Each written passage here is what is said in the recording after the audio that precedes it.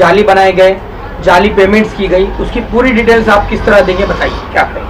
देखिए, first of all मैंने जो प्रॉपर्टी खरीदा था वो सैनिक नगर में इस्लामिया कोऑपरेटिव हाउसिंग सोसाइटी में थी। ये एक प्रपोज रजिस्टर बिल्डिंग नहीं है, यानी ये प्रपोज्ड बिल्डिंग है और इस बिल्डिंग का टीएमसी प्लॉट है, बिल्डिंग भी इलीगल है, ओसी नहीं है।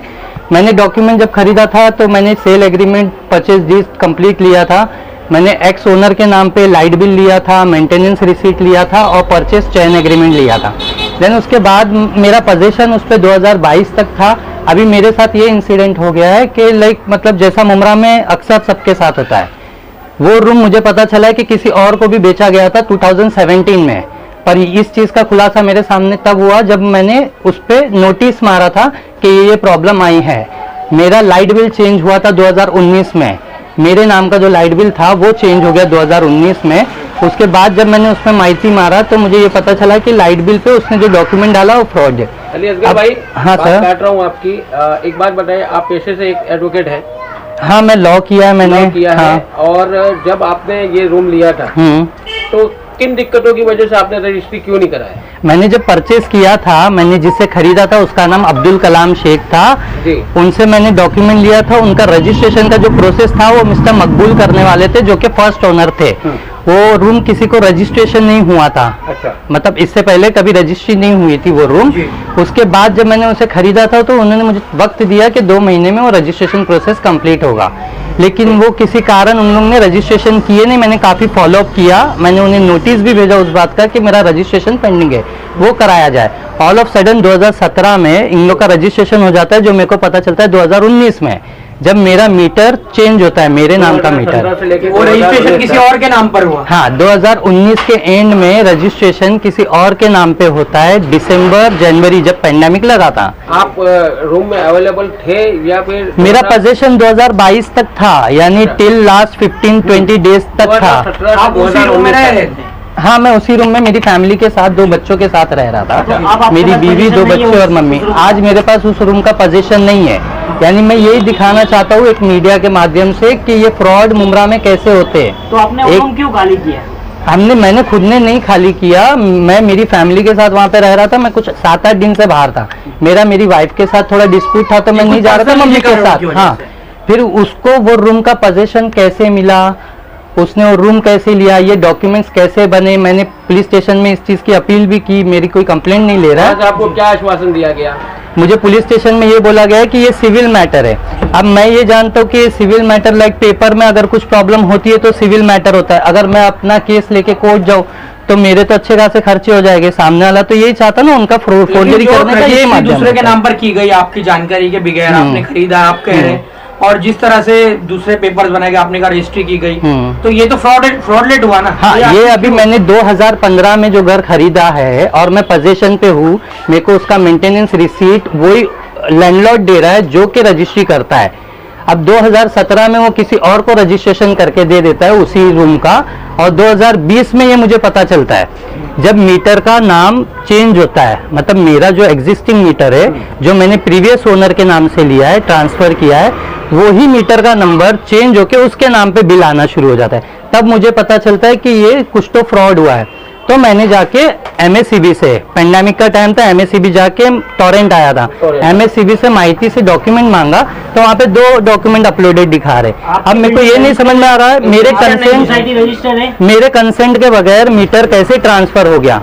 आपकी बिल्डिंग रजिस्टर है, सोसाइटी रजिस्टर नहीं, मेरी बिल्डिंग का सोसाइटी रजिस्टर नहीं है, ना बिल्डिंग रजिस्टर्ड है। मेंटेनेंस पावती बताइए, उस पे आपका नाम लिख के आ रहा है? हाँ, उस पे मेरा खुद का नाम लिख के आ रहा है, लेकिन सोसाइटी परपोज लिख के आती है। वो परपोज है, सोसाइटी में भी कुछ इसी तरह का हुआ होगा जब लाइट बिल का हो गया तो मेंटेनेंस। हाँ, जब इन्होंने लाइट बिल अपने नाम पे ट्रांसफर की तो इन लोगों ने मेंटेनेंस भी ट्रांसफर करने की कोशिश की, लेकिन मैंने वहाँ पे एक नोटिस दिया उनको 2020 के बाद। मतलब इस पेंडेमिक के बीच में किसी ने मेंटेनेंस भरा भी नहीं था, कोई रिसीट भी नहीं मिली थी, तो इन्होंने पूरे 1.5 साल के मेंटेनेंस की रिसीट एक साथ उसको दे दी। तो इस पे मैंने उनको नोटिस डाला तो उन्होंने आगे की रिसीटें रुका दी उसकी। असगर भाई, कितने लोग इसमें शामिल है, किस किस को आप देखो, मैं चाहते हैं उन पे कार्रवाई? हाँ, किससे रूम लिया था? हाँ, मैंने तो खरीदा जिससे अब्दुल कलाम से।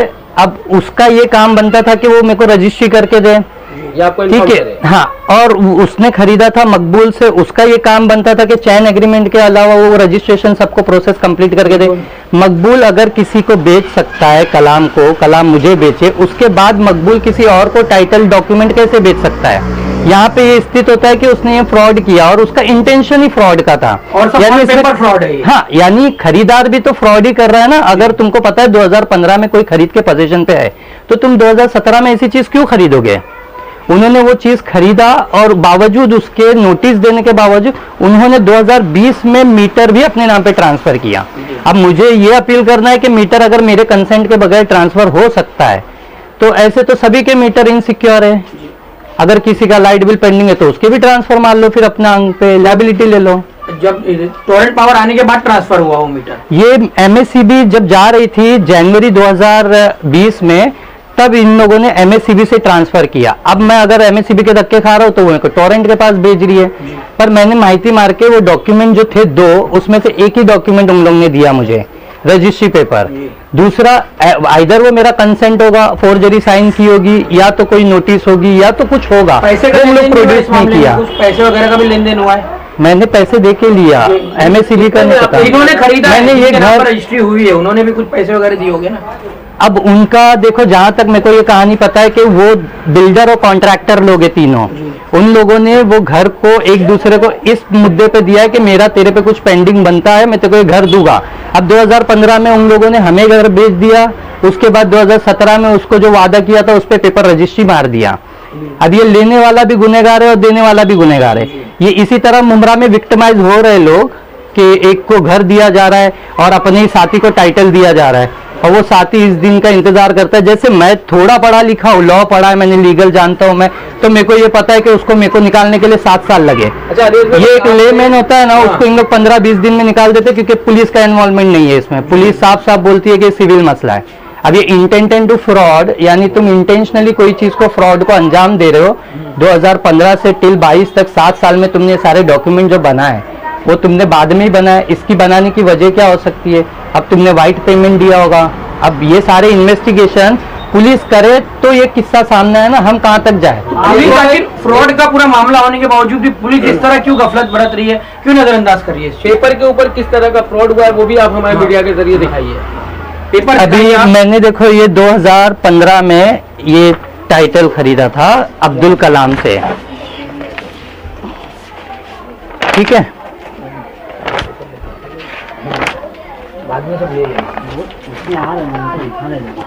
ठीक है, ये मैंने 2015 में अब्दुल कलाम जी से ये घर खरीदा था, जिसके नाम पे इस घर का लाइट बिल था।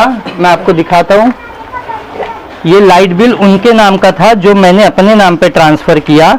देन उसके बाद 2015 सितंबर से ये लाइट बिल मेरे नाम पे आ रहे हैं और ये 2020 तक आए।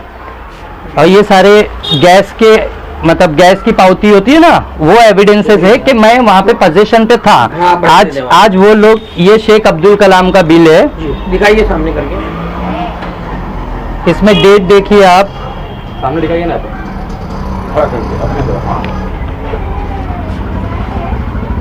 और आधा लेना उनका क्या है? ठीक है। अब उसके बाद पूरी थप्पी 6 साल के लाइट बिल की। कोई भी एक अपने नाम की दिखा दीजिए।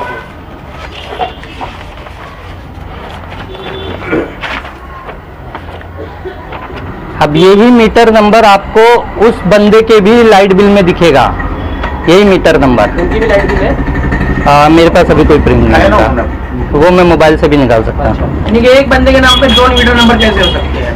नहीं, इन्होंने सेम मीटर नंबर को ट्रांसफर करके उन्हीं को दे दिया। ये अब एमएससीबी ने गलती की क्या की, इसका जवाब उनके पास नहीं है।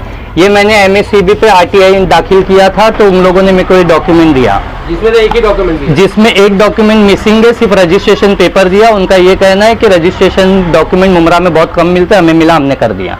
तो वो मेरे नाम का मेरे नंबर के मीटर को कैसे अलॉट कर सकते हैं? उसके बाद मैंने टैक्स ऑफिस में भी एप्लीकेशन दी कि इस बिल्डिंग में, मतलब इस रूम पे टैक्स नहीं लगाया जा सके। ऑलरेडी टैक्स किसी का भी नहीं है इस बिल्डिंग में।